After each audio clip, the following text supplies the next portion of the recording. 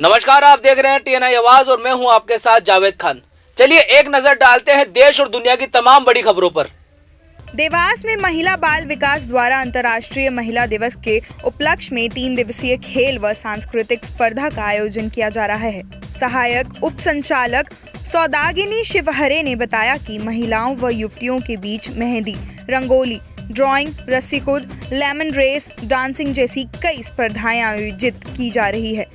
प्रतियोगिता में जीतने वाली महिलाओं को प्रथम, द्वितीय व तृतीय पुरस्कार दिया जाएगा। साथ ही जिले में विभिन्न क्षेत्र में अपना विशेष योगदान देने वाली महिलाओं का भी सम्मान कार्यक्रम में किया जाएगा। कार्यक्रम चल रहा है, अब आप क्या कहना चाहेंगे महिला दिवस को लेकर? महिला दिवस के अंतर्गत अभी हम लोग 3 दिवसीय कार्यक्रम 8 से 10 मार्च के बीच में डायरेक्टरेट महिला बाल विकास के निर्देशानुसार किया जा रहा है देवास जिले अंतर्गत, जिसमें आज प्रथम दिवस के रूप में कार्यक्रम का शुभारंभ किया गया है। इसमें विभिन्न सांस्कृतिक गतिविधियों का आयोजन किया जा रहा है। महिलाओं के लिए बहुत सारी खेल प्रतिस्पर्धाएं आयोजित की जा रही हैं। इसके अलावा देवास जिले में विविध क्षेत्रों में जो महिलाएं और बालिकाएं जिन्होंने उत्कृष्ट कार्य किया है, उन सभी के लिए आज हमने उनको इनवाइट किया है इस कार्यक्रम में, और उन सभी का आज इस कार्यक्रम में सम्मानित किया जाएगा उनको।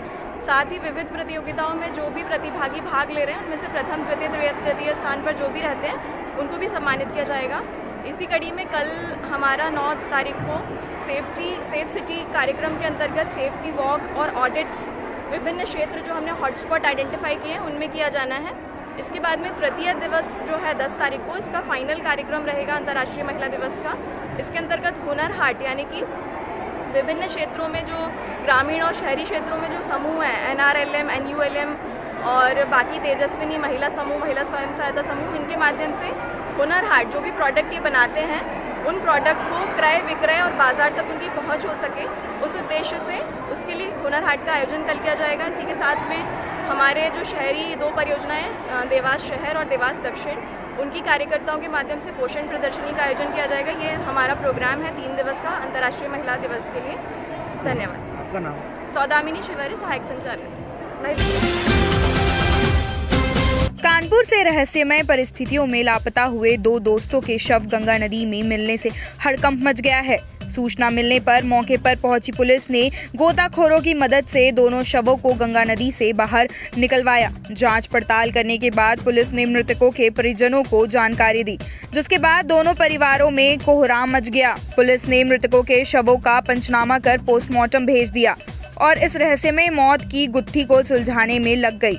दरअसल चैकरी थाना क्षेत्र के गांधी ग्राम के रहने वाले अभिलाष शुक्ला और संदीप पाल जिगरी दोस्त थे। 7 मार्च को दोनों दोस्त किसी को बताए बगैर मोटरसाइकिल से कहीं घूमने चले गए। जब दोनों वापस घर नहीं आए तब परिजनों ने चकेरी थाने में गुमशुदगी की रिपोर्ट दर्ज करवाई। चकेरी पुलिस दोनों की खोजबीन में लगी थी, लेकिन उनका कोई सुराग नहीं मिल रहा था। 8 मार्च को गंगा नदी के किनारे दोनों के कपड़े और कुछ सामान मिला, जिससे उनको डूबने के कयास लगाए जाने लगे। लेकिन 9 मार्च की सुबह उन्नाव जनपद के गंगा घाट से दोनों के शव मिलने की जानकारी कानपुर पुलिस को मिली। चकेरी थाने की पुलिस और दोनों के परिजन मौके पर पहुंचे और शिनाख्त करी। मृतक अभिलाष शुक्ला के भाई ने हत्या करके शव गंगा में फेंकने की आशंका जताई है। उनका कहना है कि उसके शरीर पर चोट के निशान पाए गए हैं। वहीं मृतक संदीप शुक्ला के परिजन का कहना है कि काफी खोजबीन की गई थी, लेकिन पता नहीं चला था। मंगलवार को उसका शव गंगा नदी से मिला है। उनका कहना है कि दोनों की किसी से रंजिश नहीं थी, लेकिन पुलिस जल्द से जल्द इसका खुलासा करे। मेरा नाम दिलीप पाल है। ये जो 2 लोगों की डेड बॉडी मिली है, ये आप पे कौन है? ये हमारा संदीप पाल है, ये हमारा छोटा भाई है जी। ये कहाँ के रहने वाले थे? गांधी ग्राम, थाना चकेरी। कै दिन से लापता थे? ये 7 तारीख सुबह 10:30 पौने 11 बजे। इनकी बॉडी कब मिली? बॉडी इनकी आज सुबह करीबन यही 11 बजे, 11:30 बजे। बताया जा रहा है कल इनकी गाड़ी और कुछ कपड़े वपड़े मिले थे यहाँ? हाँ, यहाँ पे कल इनकी गाड़ी मिली थी और अभिलाष शुक्ला के कपड़े और संदीप दोनों लोगों की चप्पलें और दोनों लोगों का मोबाइल। बल्कि जबकि हम लोग सुबह यहाँ पे 11 बजे, सुबह 8 बजे से यहाँ पे 9 बजे, 9:15 बजे तक यहाँ पे राउंड करते रहे सारा, यहाँ सब कुछ, पर यहाँ पे गाड़ी वाड़ी नहीं थी। तो आपने पुलिस को सूचना दी थी जब 2 दिन से लापता था? हाँ, इनकी थाने में रिपोर्ट है, चक्री थाने पे, और चौकी में भी इनकी। तो कल जब आपको बाइक मिली तब आप गए थे थाने? पता नहीं, तब सब यहाँ पे बाइक हम लोगों को नहीं मिली है। बाइक मिली है गंगा घाट के कांस्टेबल हैं, उन लोगों को मिली है। और हम लोग कृष्णनगर पुलिस चौकी से एसआई और एक कांस्टेबल के साथ में सर्च ही कर रहे थे। तो हम लोग गंगा पार करके आगे एक हनुमान आश्रम है वहाँ पे रुके थे। तब इनके बाद एसआई जी के पास अर्जुन जी का फ़ोन आया था, उनसे बात हुई थी। तो उन्होंने उनसे सूचना प्राप्त की कि यहाँ पे बाइक और चॉकलेट और बरामद हुआ मोबाइल वगैरह। तो हम लोग तुरंत ही वैसे ही वो देखा लौट के आए तो देखा कि सेम बाइक थी और उनके मोबाइल और कपड़े थे, अज्ञात और संदीप की चप्पल थी और कुछ नहीं मिला यहाँ पे। बाकी हम लोग ने फिर कुछ सब तलाश कल यहाँ पर सर्च हो चुका था। 2 किलोमीटर इधर 2 किलोमीटर इधर 6 बजे तक शाम तक कुछ नहीं था। आज पूरा 1 किलोमीटर तक सर्च था, लेकिन आज ये सुबह अचानक। और हम लोग यहाँ पे समथिंग 6 बजे तक ही रहे। अभी आपने डेड बॉडी देखी, उसमें कुछ क्या निशान आपको दिखे हैं? डेड बॉडी में जैसे मतलब आपको शक हो कि मारा गया है? हाँ सर, ये पूरा टोटल मर्डर का केस लग रहा है कि बॉडी ये अज्ञात सूचना की तमनाक पे से खून अभी भी बह रहा है। और संदीप के तो बदन में, पूरे बदन में चोट के निशान है, गले में चोट के निशान है और कंधे में, सीने में, पीठ में, सब में चोट के निशान है। तो ये पूरा सच्चा मर्डर की तरफ ही जा रहा है। 2 दिन पहले ये दोनों लड़के घर से गए थे, ये संज्ञान में आया था। और उसके बाद जब देर शाम तक वापस नहीं लौटे हैं तो उसके बाद घर वालों ने पुलिस को इतला की। उसको देखते हुए पहले गुमशुदगी लिखी गई, उसके बाद मुकदमा कायम किया गया। लगातार हमारी टीमें प्रयास कर रही थी और प्रयास करने के बाद पहले इनके नदी के किनारे इनके कपड़े और कुछ और सामान मिला। इनका संभवतः मोटरसाइकिल भी वहाँ से मिला। उसके बाद नदी में ढूंढ रहे थे, गंगा नदी के आसपास सब जगह ढूंढ रहे थे और आसपास के गांव भी जो हैं वहाँ भी चेक करवाया जा रहा था। और कटरी सारे क्षेत्र में कई पुलिस टीमें बना के उनको ढूंढा गया। लेकिन आज सुबह सूचना मिली थी कि गंगा नदी में उन्नाव क्षेत्र में कहीं 2 डेड बॉडीज़ मिली हैं। उसी को संज्ञान में लेते हुए इंस्पेक्टर चकेरी, सीओ कैंट, ये लोग मौके पे गए और मौके पे पहुंच के उनकी शनाख्त हुई है। और अब उनका बॉडी को रिकवर करके उसका पोस्टमार्टम करवाया जाएगा। और पोस्टमार्टम के और जो सर्कमस्टेंशियल एविडेंसेस हैं, जो वहाँ से साक्ष्य मिले हैं, उनके बेसिस पे और पीएम रिपोर्ट के बेसिस पे फिर आगे की कार्रवाई की जाएगी। और घर वालों से भी पूछताछ करके, बातचीत करके फर्दर कार्रवाई इसमें की जाए। देखिए, वो सारी चीज़ें तो परिस्थितियों को देखते हुए जो भी वहाँ पे एविडेंसेस मिलेंगे, जो हमारी फॉरेंसिक टीम को एविडेंसेस मिलेंगे और प्लस जो पीएम रिपोर्ट आएगी, इन सब चीज़ों के बेसिस पे ही हम अपनी कार्रवाई आगे बढ़ाएंगे।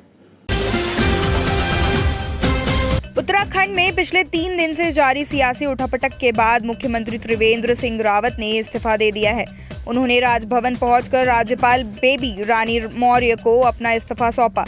राज्यपाल ने उनका इस्तीफा स्वीकार करते हुए नए सीएम की नियुक्ति पद पर बने रहने को कहा है। अगले मुख्यमंत्री के तौर पर राज्य के उच्च शिक्षा मंत्री धन सिंह रावत के नाम की चर्चा है। उन्हें सरकारी हेलीकॉप्टर से देहरादून बुलाया गया है। कल यानी कि बुधवार सुबह 10 बजे पार्टी विधायक दल की बैठक में नए नेता का चुनाव होगा। प्रेस कॉन्फ्रेंस में रावत ने कहा, मैं लंबे समय से राजनीति में काम कर रहा हूं। भाजपा ने जीवन का यह स्वर्णिम अवसर मुझे दिया है। मैंने छोटे से गांव में जन्म लिया। पिताजी पूर्व सैनिक थे। कभी कल्पना भी नहीं करी थी कि पार्टी मुझे इतना बड़ा सम्मान देगी। भाजपा में ही यह संभव था। हालांकि सीएम पद से हटाए जाने पर त्रिवेंद्र का दर्द भी सामने आया। जब उनसे अचानक इस्तीफे की वजह पूछी गई तो उन्होंने कहा, इसका कारण जानने के लिए आपको दिल्ली जाना होगा।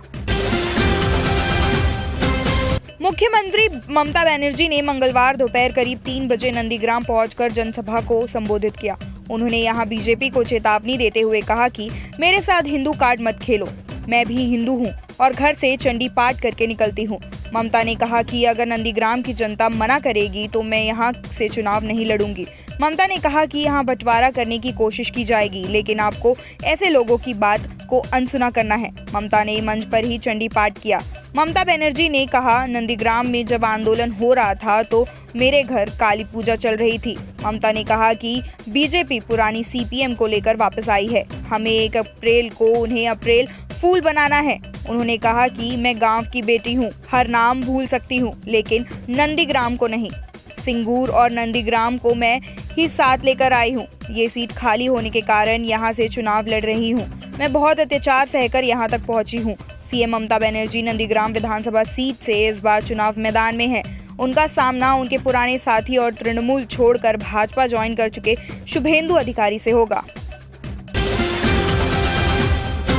मुंबई में उद्योगपति मुकेश अंबानी के घर एंटीलिया के बाहर मिली स्कॉर्पियो कार के मालिक मनसुख हिरेन की मौत के मामले में पूर्व सीएम देवेंद्र फडणवीस ने हैरान करने वाली खुलासे किए हैं। मनसुख की मौत को साजिश करार देते हुए पूर्व सीएम ने उनकी पत्नी विमला हिरेन की कंप्लेन की कॉपी विधानसभा में पढ़ी। पूर्व सीएम ने कंप्लेन कॉपी के आधार पर बताया कि क्राइम इंटेलिजेंस यूनिट ने हेड सचिन वजह ने मनसुख की कार को 4 महीने पहले इस्तेमाल किया था। वे मनसुख से कई बार मिले थे। वजह ने ही साजिश के तहत मनसुख की हत्या की है। फडणवीस ने सचिन को गिरफ्तार करने की मांग की है। फडणवीस के बयान के बाद सदन में हंगामा हो गया है। मनसुख हिरेन का शव 6 मार्च को ठाणे की खाड़ी से संदिग्ध परिस्थितियों में बरामद हुआ है। उनके मुंह में रुमाल भी ठूसे हुए थे। परिवार ने भी उनकी आत्महत्या की थ्योरी को खारिज कर इसे हत्या बताते हुए जांच की मांग की है। वहीं विपक्षी पार्टी भाजपा ने मामले की जांच एनआईए से करवाने की मांग की थी। राज्य के गृह मंत्री अनिल देशमुख ने मामले की जांच महाराष्ट्र एटीएस को सौंप दी है। सुशांत सिंह राजपूत को कथित रूप से ड्रग सप्लाई करने वाले पैडलर हेमंत शाह उर्फ महाराज को पणजी की एक अदालत ने 14 दिन की न्यायिक हिरासत में भेज दिया है। नारकोटिक्स कंट्रोल ब्यूरो ने सोमवार को गोवा से 3 लोगों को अरेस्ट किया था, जिनमें हेमंत शाह भी शामिल था।